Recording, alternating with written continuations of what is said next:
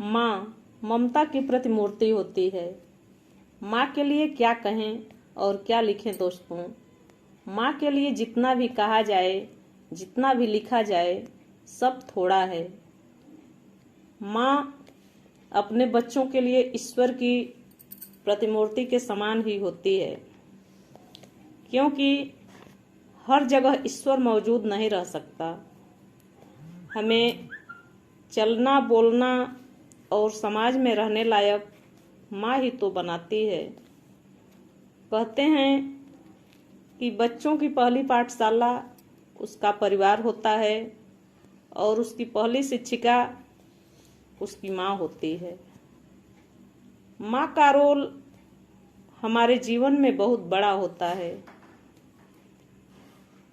माँ शिक्षिका, गुरु, सलाहकार, साथी और बहुत सारी भूमिका एक साथ निभाती है।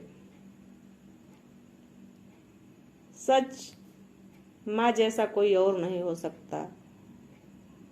माँ के वजह से ही हमारा अस्तित्व है। माँ नहीं होती तो हम भी नहीं होते। इसलिए माँ का हमेशा हम सभी को आदर करना चाहिए और उनका दिल कभी भी दुखाना नहीं चाहिए। माँ के लिए कुछ पंक्तियाँ लिखी हूँ, आइए सुनते हैं।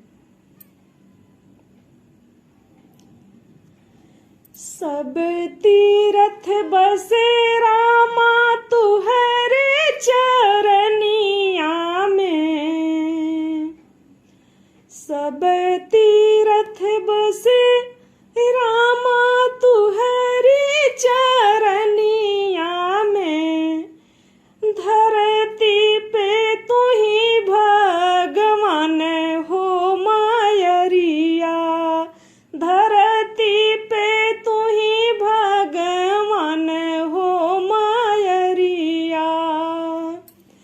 सुखवा में जग साथी, दुखवा में तू ही साथी, सब सुखवा में जग साथी, दुखवा में तू ही साथी।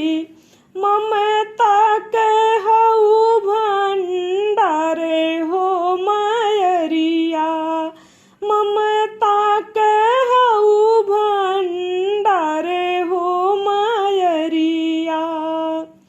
दिहलु जन्म सब सुखवा के त्याग कैलू, दिहलु जन्म सब सुखवा के त्याग कैलू।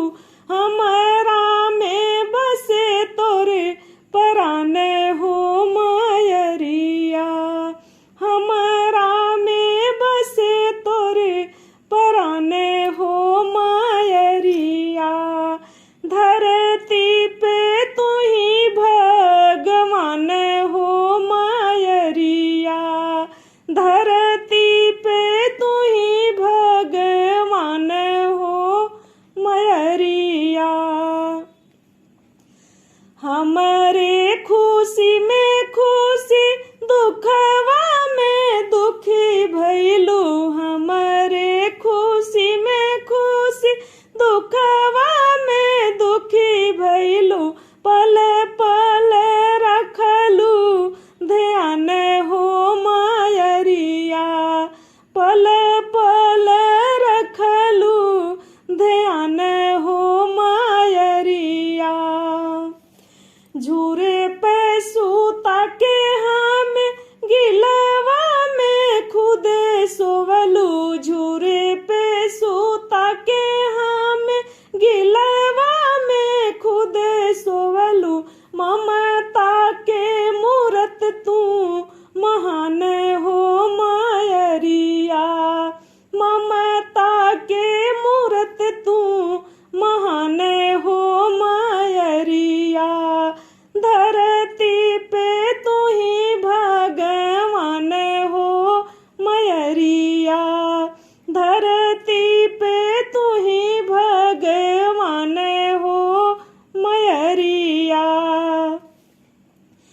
दूधवा पीला के माई भूखिया मिटवलू हो। दूधवा पीला के माई भूखिया मिटवलू हो।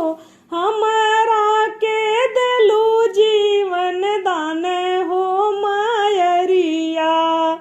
हमरा के देलू जीवन दान हो मायरिया। जन्नत से प्यारा लागे माई तोरी गोदिया हो। जन्नत से प्यारा लागे माई तोरी गोदिया हो। तू है रे आचरवा के छावे हो मायरिया। तू है रे आचरवा के छावे हो मायरिया। महिमा महान तोहर कहवा ले गाई हो। महिमा महान तोहर कहवा ले गाई हो। गोदिया में पालन हारे हो मायरिया। गोदिया में पालन हारे हो मायरिया। धरती पे तू ही भगवान हो मायरिया। सब तीरथ बसे रामा तोहरे चरनिया में। सब तीरथ बसे रामा तोहरे चरनिया में। धरती पे तू ही भगवान हो मायरिया। धरती पे तू ही भगवान हो मायरिया। धरती पे तू ही भगवान हो मायरिया। धन्यवाद दोस्तों। ये गीत कैसा लगा कमेंट करके ज़रूर बताइएगा।